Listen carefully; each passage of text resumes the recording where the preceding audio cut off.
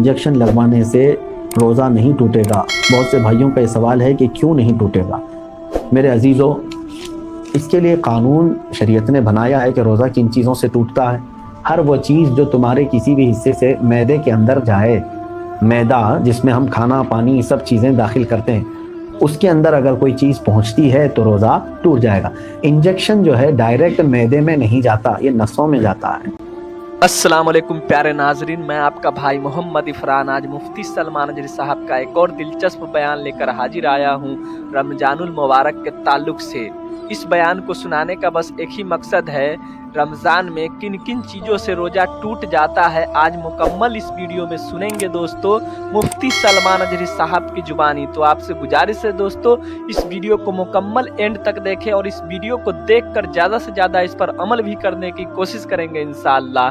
तो अब आप सबका टाइम न लेते हुए इस वीडियो को शुरू करते हैं दोस्तों। उनका ये कौल था कि वो फरमाते कि इंजेक्शन से रोज़ा टूटता है, लेकिन हमारे अक्सर उलमाए किराम मुफ्तियान इज़ाम का यही मुत्तफ़क़ा कौल है कि इंजेक्शन लगवाने से रोज़ा नहीं टूटता। अब मैंने वो बताया है कि मनफज़ यानी वो रास्ता जो मैदे तक ले जाता है, मैदे तक दाखिल होने तक की कोई चीज़ है तो उससे रोज़ा टूट जाता है। कोई दोस्त या अहबाब जो गरीब है उसे बिना जाहिर किए सिर्फ दिल में नियत करके ज़कात दे सकते हैं, बिल्कुल दे सकते हैं। सामने वाले के आप कैफियत को जानते हैं कि ये गरीब है, मुस्तहिक है, लेकिन गैरत की वजह से, हया की वजह से हाथ नहीं फैलाता, मांगता नहीं है, तो आप उसे ईदी कह करके भी दे सकते हैं, नजराना कह करके भी ज़कात का माल दे सकते हैं, कोई हरज नहीं है। क्योंकि उसको नियत करना ज़रूरी नहीं, ज़कात देने वाले के लिए नियत ज़रूरी है कि तुम जब दे रहे हो तब ज़कात की नियत होनी चाहिए। मेरे पड़ोसी को साइनस का मसला है तो क्या वो रोज़ा रख सकते हैं? साइनस जहाँ तक मैं जानता हूँ ये नाक की बीमारी को कह रहे हैं, यानी यही होगा मेरे ख्याल से, इसी को कह रहे होंगे, सांस लेने में तकलीफ हो रही हो। तो ऐसी कोई तो ये रोज़े के माने चीज़ नहीं है, उन्हें रोज़ा रखना चाहिए। रोज़ा छोड़ने के जो उज़्र हैं वो ऐसी बीमारी कि अगर वो रोज़ा रख ले तो बीमारी में इजाफा हो जाएगा, शिद्दत बढ़ जाएगी और जान ख़तरे में पड़ जाएगी। ऐसी बीमारी है तो उसे रोज़ा छोड़ने की इजाज़त है। बाकी अगर ये सर्दी बुखार वगैरह में अगर रोज़ा रख सकता है तो उसको रख लेना बेहतर है। मेरे पड़ोस, अगर हमें ये पता नहीं है कि हमारी कितनी नमाजें क़ज़ा हो चुकी हैं तो उसको कैसे अदा करना होगा। मसलन मेरी उम्र 24 साल है, आपको पता होना चाहिए कि आप कितने छोड़े हैं और कितने पढ़े हैं, क्योंकि जाहिर सी बात है अकल वाले हैं आप। आपकी उम्र आज 24 साल, जैसे साहब आप कह रहे हैं 24 साल आपकी उम्र है और आपको मालूम नहीं है कि कितनी छूटी हैं, लेकिन आपको शरीयत ने एक तरीक़ा ये दिया है, अंदाज़ा करो। हो सकता है तुम पर नमाजें फ़र्ज़ किस उम्र से हुई, मिसाल के तौर पर 12 साल से, सब पर होती नहीं है, जब बालिग हुआ उस वक्त से नमाजें फ़र्ज़ हुई। अब ये 24 साल वाले जो हैं, मैं एक फॉर एग्ज़ाम्पल बता रहा हूँ, हो सकता है इन 14 साल में बालिग हुए, नमाज फ़र्ज़ हुई 14 साल की उम्र से। 14 साल से लेकर 24 साल इनकी उम्र है आज, तो कितने साल हुए? 10 साल। इतना तो आपको खुद मालूम होगा कि इन 10 सालों में मैंने कितने सालों की सब मिलाऊंगा अगर, तो कितने साल की नमाज बनेगी।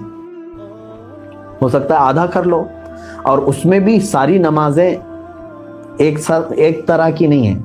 कुछ लोगों की अक्सर नमाजें अगर छूटी होंगी तो फजर छूटी होगी, इशा छूटी होगी, और अक्सर पढ़ी होंगी तो मगरिब या असर या ज़ोहर ये पढ़ी हुई होंगी।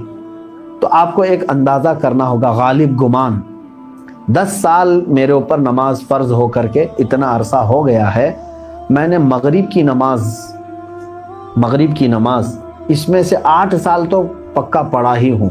शायद हो सकता है सब मिला करके जो छूटी होंगी मेरी वो 2 साल की होंगी। असर की नमाज और ज़ोहर की नमाज मेरे ख्याल से मैंने 6 साल तो पढ़ाई हूँ, यानी पूरी मिलाऊंगा पूरी नमाजें तो वो 6 साल की बन सकती हैं। 4 साल की अगर सब छूटी हुई जमा करूंगा तो 4 साल की बन सकती हैं।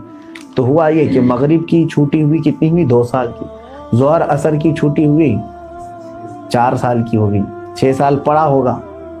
اور 4 سال چھوٹی ہوں گی. اب آتا ہے عشاء کا نمبر اور فجر کا نمبر. تو آپ یہ سوچ لو کہ یہ 10 سالوں کے اندر ہو سکتا ہے 1 سال پوری نمازیں ملا کر کے میں نے فجر پڑھی ہوں گی, 9 سال تو میری فجر باقی ہوگی. اور عشاء کو آدھا کر لو تو ہر نماز کو آپ کو ایک غالب گمان بنانا پڑے گا. اچھا ہے کہ آپ نے 24 سال کی عمر میں سوال کیا ہے. اب 60 سال کی عمر میں مجھ سے سوال ہوتا تو میں اسی انداز سے بتاتا. تو اب آپ کو اسی طرح کے نمازیں پڑھنا ہے. اب مثال کے طور پر فجر کی آپ نے اندازہ کر لیا 10 سال کے عرصے میں میری کل نمازیں جو چھوٹی ہیں وہ 9 سال کی چھوٹی ہوں گی, میں نے شاید 1 سال کی پڑھی ہوں. یہ آپ کے اوپر ہے, میں اگزامپل بتا رہا ہوں. تو اب آؤ اس کی شروعات کرنے کے لیے قضا نمازوں کی. اب فجر کو پہلے کمپلیٹ کرنا چاہیں اس کو کر سکتے ہیں, ایک نماز کو بھی پکڑ کر کے کرنا چاہیں تو کر سکتے ہیں. اب میں نے صبح شام کنٹینیو فجر کی قضا شروع کر دی. دن میں 50 رکعتیں پڑھ لی. 50 رکعتوں کا مطلب ہوا 25 دن کی فجر کی نماز قضا ہو گئی. اب اس میں شریعت نے آسانی بھی تمہیں دی ہے. قضا نمازیں صرف اور صرف فرض نمازوں کی قضا ہوگی, کسی بھی سنت اور نفل کی قضا نہیں. فجر کی 2 رکعت قضا, ظہر کی 4 رکعت قضا, عصر کی 4 رکعت قضا, مغرب کی 3 قضا, عشاء کی 4 فرض اور 3 وتر کی قضا. کل ملا کر کے کتنی ہوتی؟ 20 رکعت. 20 رکعتیں دن کی ہوتی ہیں. لیکن ابھی میں چل رہا ہوں فجر کی. اب ہو سکتا ہے آپ یہ سوال کریں گے کہ میں نیت کیسے کروں, کون سے دن کی, سنیچر کی, اتوار کی, پیر کی, منگل کی, کون سی؟ ظاہر سی بات ہے اب آپ کے پاس اندازہ ہی نہیں ہے کہ کون سے دن کی چھوٹی ہے. اس کے لیے بھی شریعت نے یہ چھوٹ دی ہے کہ آپ جب نیت کریں گے یوں نیت کریں, اے اللہ میں اس فجر کی 2 رکعت فرض نماز قضا کی نیت کیا جو میری زندگی میں پہلی چھوٹی ہے. کیا نیت کریں گے آپ؟ میں نے اس فجر کی 2 رکعت فرض نماز قضا کی نیت کیا جو میری زندگی میں سب سے پہلے باقی ہے. ہر 2 رکعت پہ یہی کہنا ہے آپ کو, کیونکہ جب وہ ادا ہو جائے گی تو جو پہلے ہے وہ ہی آتی جائے گی. تو 9 سال کی قضا ہونے تک آپ کو یہی نیت کرنا ہے جو میری زندگی میں پہلی باقی ہے. ظہر کی بھی کرنا ہے یہی, میں نے اس ظہر کی 4 رکعت فرض نماز قضا کی نیت کیا جو میری زندگی میں پہلی باقی ہے. یعنی ترتیب میں اب جو پہلی باقی ہے اس کی میں نے نیت کر لیا, پھر اس کے بعد یہ آتی جائیں گی. اب مثال کے طور پر 100 نمازیں آپ کی ہیں, آپ نے نیت کر لیا میں نے اس ظہر کی 4 رکعت فرض نماز قضا کی نیت کی جو میری زندگی میں پہلی باقی ہے, تو 100 پہلے نمبر والی ہو گئی. اس کے بعد 99 بچے, لیکن جو دوسرے نمبر پر تھی نماز اب وہ کون سے نمبر پر آ جائے گی؟ پہلے نمبر پر آ جائے گی نا پھر سے. تو ہمیشہ یہی نیت کرتا جائے گا جب تک کہ وہ 100 پوری نہ ہو جائے. نیت بھی آپ کو سمجھ میں آ گئی قضا کے لیے. اب اس میں چھوٹ بھی دی گئی ہے آپ کو, رکعتیں چھوٹی کرنے کا بھی حکم ہے. یعنی اس طرح کے آپ کو مختصر کر سکتے ہیں آپ. مثال کے طور پر نماز میں سورہ فاتحہ پڑھا, آپ انا اعطینا اور قل هو اللہ احد پڑھ رہے ہیں, چھوٹی صورتیں پڑھ رہے ہیں, یہی کنٹینیو چاہے تو ہر رکعت میں پڑھ سکتے ہیں. ہر نماز میں 2 صورتیں پڑھی, اور تسبیحات جو ہیں رکوع اور سجدے میں وہ 3 پڑھ رہے ہیں, وہ تو ٹھیک ہے, اتنی مقدار تو آپ کو رکوع اور سجدہ کرنا ہی ہے. لیکن اتحیات میں بھی تشہد پڑھا انگلی اٹھا کر, درود ابراہیمی اور دعائے معصورہ اگر نہیں بھی پڑھا تو اس کی نماز ہو جائے گی. تو یہاں اور شارٹ کر دیا گیا ہے. قضا کرنے والے کے لیے یہ سہولت بھی ہے, وہ چاہے تو اپنی جلدی سے جلدی یہ پوری قضا مکمل کر سکتا ہے. جوانوں آپ سب سے میری گزارش ہے, بڑھاپے میں انتظار مت کرنا.